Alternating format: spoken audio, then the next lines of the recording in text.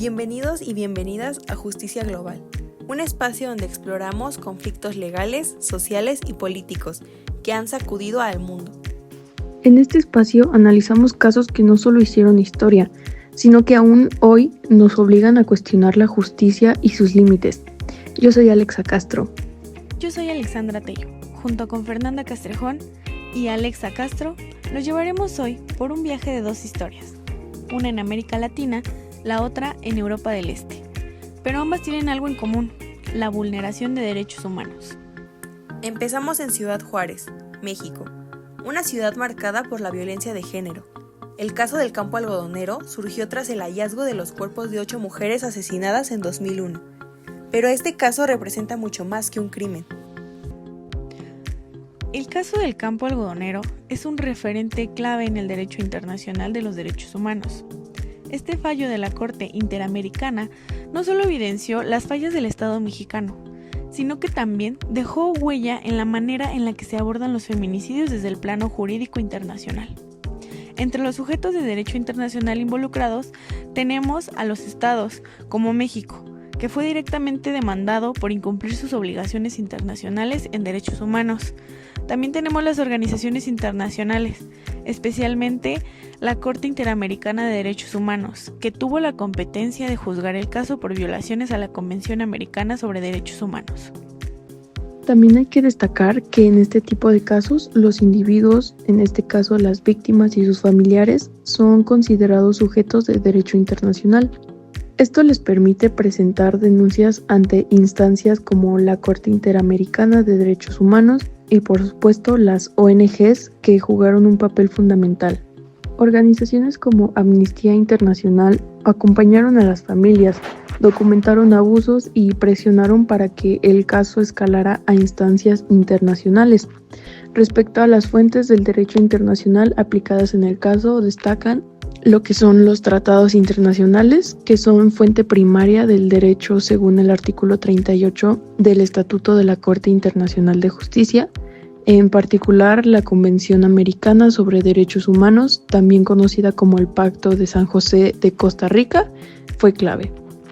Algunos de los artículos de esa convención fueron fundamentales para el fallo, como el artículo 4 del derecho a la vida, el artículo 5 del derecho a la legitimidad personal, el artículo 8 de las garantías judiciales, el artículo 19 de los derechos del niño, el artículo 24 de igualdad ante la ley, el artículo 25 de la protección judicial, el artículo 1 de la obligación de respetar los derechos y el artículo 2 del deber de adoptar disposiciones de derecho interno. También se aplicó costumbre internacional, es decir, normas no escritas pero reconocidas como obligatorias por la continuidad internacional.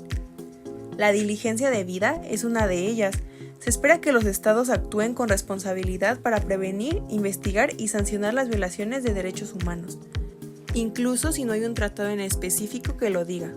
Además, se consideró la jurisprudencia internacional como un medio auxiliar. Este caso marcó un precedente en la región para otros casos de feminicidio.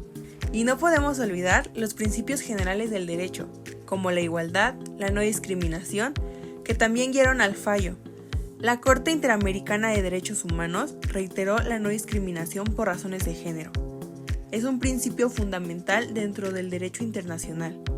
Y por último, la doctrina y las decisiones de órganos internacionales, como los informes de la Comisión Interamericana sobre la Violencia de Género en México, que aportaron contexto y legitimidad al análisis jurídico.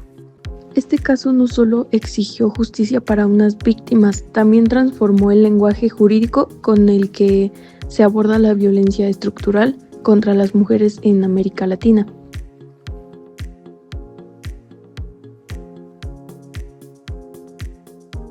Ahora cambiamos de escenario. Nos vamos a Europa del Este, Crimea, una península que en 2014 fue anexada por Rusia, desatando una crisis geopolítica. El conflicto por Crimea es uno de los episodios más tensos del derecho internacional contemporáneo. Este caso enfrenta conceptos como soberanía, integridad territorial y no intervención. Desde 2014, cuando Rusia tomó el control de esta región, la legalidad de sus actos ha sido fuertemente cuestionada. Empecemos identificando a los principales sujetos del derecho internacional involucrados. tenemos a la República de Crimea y la ciudad de Sebastopol. Aunque se autodeclararon independientes tras un referéndum en 2014, su estatus no es reconocido internacionalmente. Se les considera estados no reconocidos o entidades autoproclamadas. Y también tenemos a Rusia, que como estado soberano anexó Crimea alegando la voluntad popular expresada en ese referéndum. Sin embargo, la comunidad internacional ha considerado esta anexión como ilegal por violar la soberanía de Ucrania. El tercer actor clave es Ucrania, que sigue siendo reconocido como el Estado soberano legítimo al que pertenece Crimea. La anexión rusa es considerada una ocupación ilegal por gran parte de la comunidad internacional.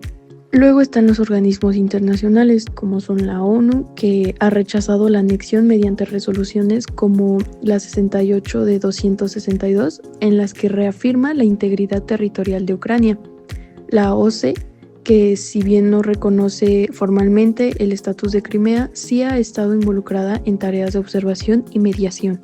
También hay actores como la Unión Europea y Estados Unidos que han jugado un papel indirecto pero muy relevante, imponiendo sanciones a Rusia y respaldando la posición de Ucrania. En cuanto a las fuentes del derecho internacional, el caso de Crimea se analiza a través de varias, como los tratados internacionales. La Carta de las Naciones Unidas prohíbe el uso de la fuerza para alterar fronteras. De eso nos hablan en el artículo 2, que prohíbe el uso de la fuerza contra la integridad territorial de cualquier Estado, y en el artículo 1, que establece como objetivo fundamental el respeto por la soberanía. La acción militar rusa viola directamente estos principios. También entra en juego la costumbre internacional, como la prohibición del uso de la fuerza armada y el principio de integridad territorial. Estas normas no requieren tratados para ser obligatorias. Su carácter universal hace que Rusia haya violado el derecho internacional aunque lo niegue. Otros elementos clave son los principios generales del derecho, como la soberanía estatal. Esta quiere decir que cada país tiene derecho a controlar su territorio sin injerencias, o la no intervención. Como su nombre nos indica, ningún Estado puede meterse en los asuntos internos de otro, ni por razones políticas ni militares.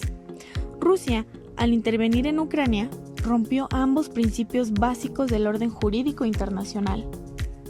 Y para cerrar el análisis, no olvidemos la jurisprudencia internacional, como el caso Nicaragua versus Estados Unidos de 1986 en la Corte Internacional de Justicia. Ahí se dejó claro que ni siquiera con pretextos de ayuda humanitaria se justifica la intervención militar. Este antecedente fortalece el argumento de que la anexión de Crimea por parte de Rusia es contraria al derecho internacional, incluso si Rusia dice que fue para proteger a ciudadanos rusos. El caso de Crimea sigue siendo un ejemplo vivo de cómo el derecho internacional enfrenta desafíos cuando los hechos sobre el terreno contradicen los principios legales. No se trata solo de quién tiene el control, sino de si ese control se ha ejercido dentro del marco legal.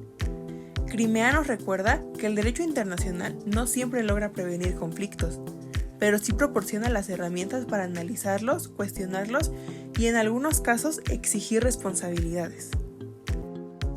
Dos historias distintas, una de violencia estructural contra mujeres en México, otra de ocupación y conflicto internacional, pero ambas nos recuerdan algo esencial. Que la justicia no siempre llega a tiempo, pero la memoria colectiva puede seguir exigiéndola.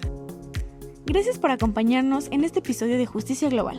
Si les gustó, compártanlo y síganos en redes. Nos escuchamos en el próximo.